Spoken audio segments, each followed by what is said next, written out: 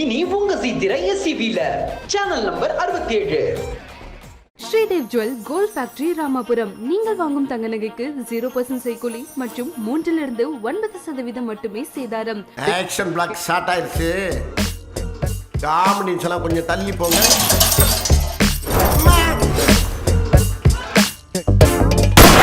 அஞ்சலி நடிப்பில் ஒரு புத்தம் புதிய மிஸ்ட்ரி த்ரில்லர் சீரீஸ் ஃபால் காணுங்கள் உங்கள் டிஸ்னி பிளஸ் ஹாட்ஸ்டாரில். கரூரில் ஸ்ரீ மகா பெரியவாள் 29வது வார்ஷிக ஆராதனை மகோத்சவம் நிகழ்ச்சியை முன்னிட்டு சன்னியாசிகளுக்கு மகேஸ்வர பூஜை, சிறப்பு பூஜை நிகழ்ச்சி பக்தர்கள் பங்கேற்று காஞ்சி பெரியவா அருள் பெற்றனர். ஸ்ரீ மகா பெரியவாள் 29வது வார்ஷிக ஆராதனை மகோத்சவ நிகழ்ச்சி கரூரில் உள்ள அனுஷம் குழுவினரால் நிகழ்த்தப்பட்டு வருகின்றது. ராமநாம ஜபம் மங்கள ஹாராத்தியுடன் தொடங்கிய நிலையில் இன்று 2வது நாளாக வேத பாராயணம், ஸ்ரீ மகா பெரியவா திரிசதி அர்ச்சனை ஆர்த்திகளுடன் சன்னியாசிகளுக்கு பாத பூஜை மற்றும் மகேஸ்வர பூஜை நிகழ்ச்சிகளும் சிறப்பாக நடைபெற்றது. முன்னதாக காஞ்சி மகா பெரியவாளுக்கு சிறப்பு தீபாராதனை நிகழ்ச்சியும் சிறப்பாக நடைபெற்றது. முன்னதாக பெண்கள் ஏராளமானோர் பங்கேற்ற பஜனை நிகழ்ச்சியும் சிறப்பாக நடைபெற்று வருகின்றது. தொடர்ந்து இந்நிகழ்ச்சி புதன்கிழமை இரவு வரை நடைபெறுகின்றது. இதற்கான முழு ஏற்பாடுகளை கரூர் அனுஷம் குழுவினர் சிறப்பாக செய்து வருகின்றனர்.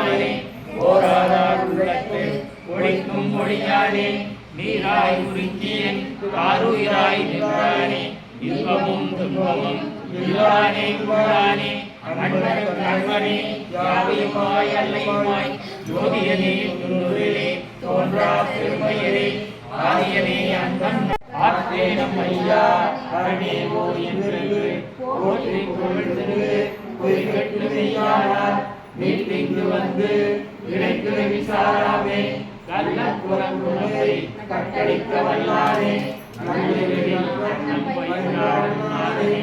இல்லை.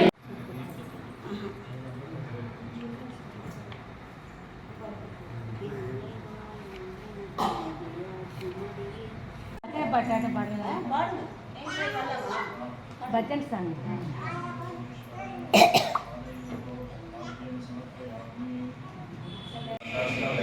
शिवांगे विक्रमांगुरुमागिं श्री पुरुषं जगत् शिवे नमस्कार वदामसि यथा नस्त्रभ्रमि देवाय नमो ज्येष्ठाय नमो श्रेष्ठाय नमो रुद्राय नमो कालाय नमो परिमाणाय नमो बलिकरणाय नमो बलाय नमो बलप्रवदनाय नमो सर्वभूतदमनाय नमो मनोन्मनाय नमः घोरेः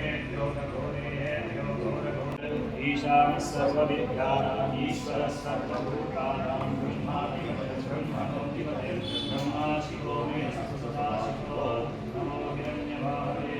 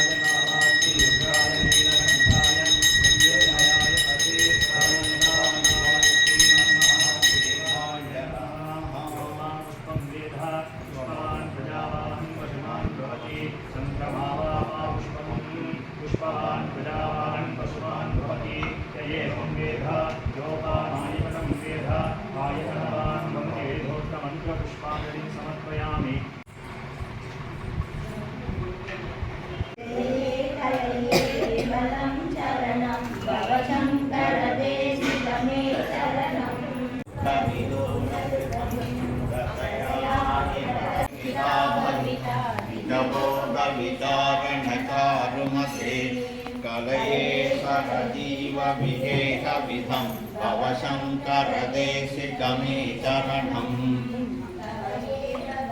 निगमे निधरां समदाय सरसलालसदा अतिदीनमिनिन्दरिभाभयमां भवशङ्करदेशिकमे चरणम् मदितुं कलिताकृतयो वसरन्ति महामहसकेतन्ते समतामयतां नधिकोऽपि सुखी श्रवणागतवत्सलतत्प्रनिधे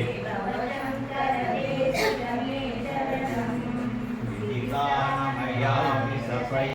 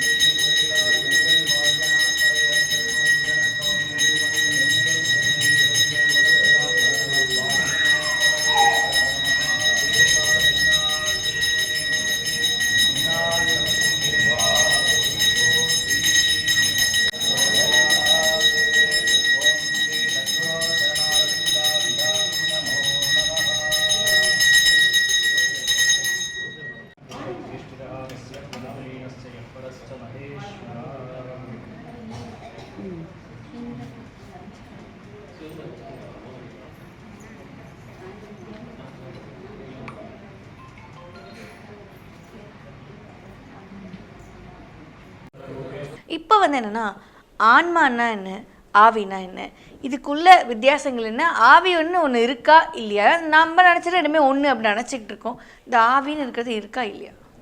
இப்போ நம்ம கூட்டில் உடம்புல அந்த சரீரம் உயிர் இருக்கிற வரைக்கும் இது ஆத்மா. இந்த கூட்டில் இந்த ஆன்மா வெளியே போயிடுச்சுன்னா, சரீரமாக ஆயிடுச்சுன்னா அதுதான் ஆவி. அது ஏன் ஆவின்னு சொல்கிறாங்க அப்படின்ட்டு பார்த்தீங்கன்னா, இந்த ஆன்மா கூட்டு விட்டு வெளியே போயிடுச்சு, இந்த சரீரம் மட்டும் தனியாக இருக்குன்னா இந்த ஆன்மா தனியாக நிற்கும், ஆவி தனியாக நிற்கும். அந்த ஆவி இறந்த உடனே இப்போ ஒரு பிரசாதம் பார்த்தீங்கன்னா, பொதுவாக வந்து ஒரு பிரசாதம் சில பேர் சொல்லுவாங்க, அந்த அந்த அந்த பிணத்தை தூக்கணுன்னே ஒரு ஆவி அடிச்சிடுச்சு அப்படின்னு சொல்கிறாங்க. இதுதான் கர்மான்னு சொல்லுவாங்க. இந்த இடத்துல இந்த இடம் வந்து கர்மா ட்ரான்ஸ்ஃபர் ஆகும்.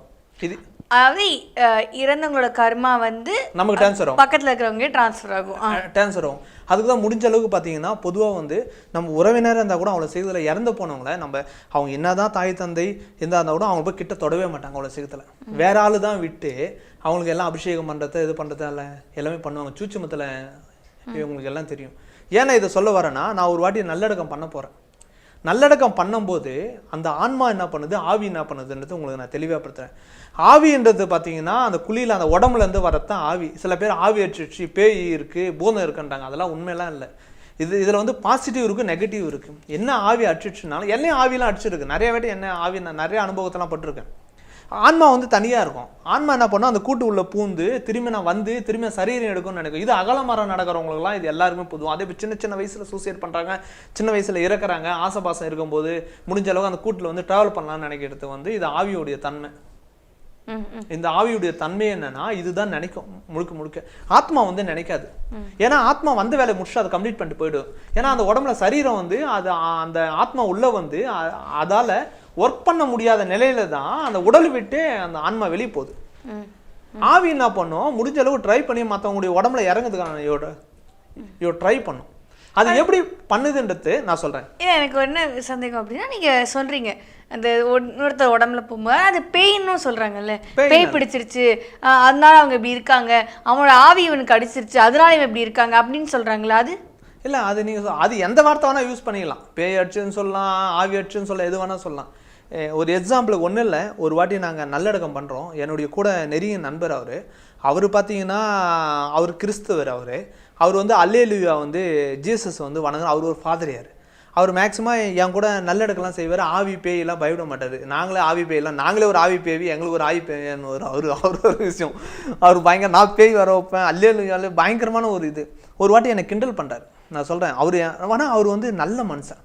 ஏன்னா ஒரு அடக்கம் பண்ணுன்னா குறைஞ்சது 4 பேர் வேணும், முடிஞ்ச அளவுக்கு 2 பேர்னா இருக்கணும். ஒருத்தன் காலை பிடிக்கணும், ஒருத்தன் தலை பிடிக்கணும். அந்த மாதிரி நிலைக்கு தள்ளப்படுது. நான் இது வரைக்கும் நான் பண்ணுற நல்லடக்கத்துக்கெல்லாம் அவர் பேர் ராமன். அவர் பிறந்ததெல்லாம் இந்து தான். கொஞ்ச நாளில் அவருக்கு வந்து அவர் நிராத பணியாக இருக்கும்போது அவர் ஒரு மார்க்கத்தில் போயிட்டு அதில் கிடைச்ச பலன்படி அவர் கிறிஸ்தவராகி ஃபாதராகி அவர் தொண்டுகள் தர்மங்கள் செய்கிறாரு.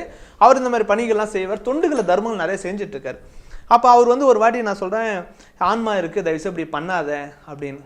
இந்த இடம் நான் சொல்லத்துக்கு கொஞ்சம் கவனத்தோடு கவனிங்க. நீங்கள் கேட்ட ஆன்மா ஆவின்றதை நான் இப்போ நான் தெளிவுபடுத்துகிறேன் உங்களுக்கு. நாங்கள் அன்றைக்கி 6 பிரசாதங்க எடுத்து அடக்கம் பண்ணுறோம்.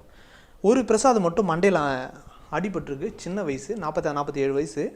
பிளட்டு நல்லா லீக் அவுட் ஆகுது, ஒழுகுது. நான் காலை பிடிக்கிறேன், அவர் தலை பிடிச்சிட்டார். பிடிச்சி இப்படி தூக்கும்போது உடம்புல டச் பண்ணிட்டார். அவர் உடம்புல டச் ஆயிடுச்சு. பிளட்டு வந்து நேராக இப்படி தூக்குறாரு. இப்படி இழுக்கும்போது நேராக தலை வந்து இங்கே அடிச்சிடுது. அடித்தோடனே அந்த சட்டை போட்டு ஒயிட் சட்டை போட்டுருக்காரு. ஒயிட் ஷர்ட்டில் லிக்விடு போடுது. லிக்விடில் வந்து நேராக பாடிக்கு போயிடுச்சா. நான் அப்பயே சொல்கிறேன், இது ஆன்மா சம்மந்தப்பட்டது, விளையாட்டாக நினைக்காத, நம்மளை தொந்தரவு பண்ண ஆரம்பிச்சோம். இமீடியட்டாக சட்டை கொளுத்து ஃபயர் பண்ணிவிட்டு சாங்கி மணி நீ பண்ணுன்னு. அப்போ அவர் என்ன தெரியுமா சொல்கிறாரு, இதெல்லாம் பொய், இதெல்லாம் நம்ப முடியாதுன்றது. அப்போ நான் வந்து வேலூரில் நான் வந்து நல்லடக்கம் பண்ணும்போது பார்த்திங்கன்னா பொதுவாக வந்து ஸ்ரீபுரம் தங்க கோவிலில் தான் தங்குவேன். நான் பொதுவாக எங்கே போனால் ஆன்மீக தளத்தில் தான் தங்குவேன். கோவிலில் தங்குவேன், இல்லை மடத்தில் தங்குவேன். அந்த ஃப்ரிட்ஜில் எனர்ஜி வேணும். அதே போல் ஒரு நல்லடக்கம் பண்ணனா பொதுவாக வந்து ஒரு பிரசாதம் எடுக்கணும்னு வச்சுங்க, குறைஞ்சது என்னுடைய எனர்ஜி பவரில் போயிடும். 24 மணி நேரம் நான் பயங்கர சஃபரிங்கில் தான் இருப்பேன். என் சக்கையாக புழிஞ்சிடும். இப்போ நான் ஒரு 5 பிரசாதம் நல்லடக்கம் பண்ணுறேன்னா ஒரு வாரம் நான் எந்த பிரசாதம் தொடவே மாட்டேன்.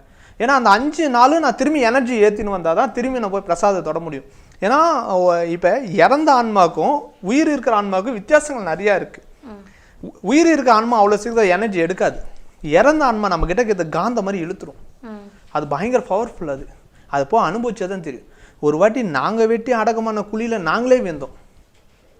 தூக்கின்னு வரோம். முதல் வந்து எங்கள் ஆள் இப்படி தூக்கிட்டு வர்றாரு. ஃபஸ்ட்டு வந்து பிரசாதம் விந்துடுச்சு.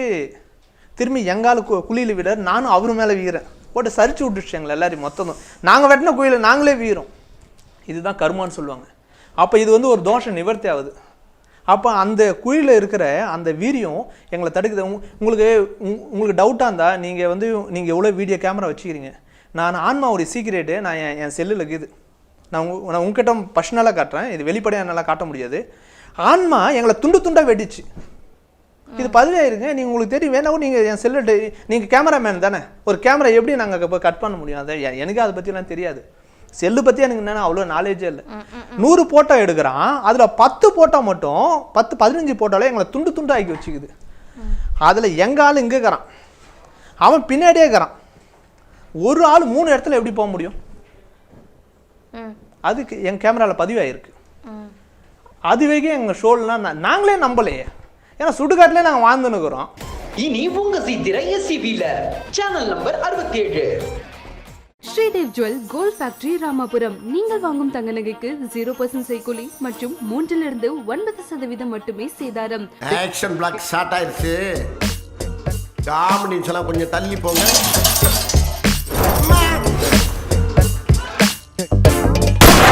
அஞ்சலி நடிப்பில் ஒரு புத்தம் புதிய மிஸ்ட்ரி த்ரில்லர் சீரீஸ் ஃபால் காணுங்கள் உங்கள் டிஸ்னி பிளஸ் ஹாட்ஸ்டாரில்.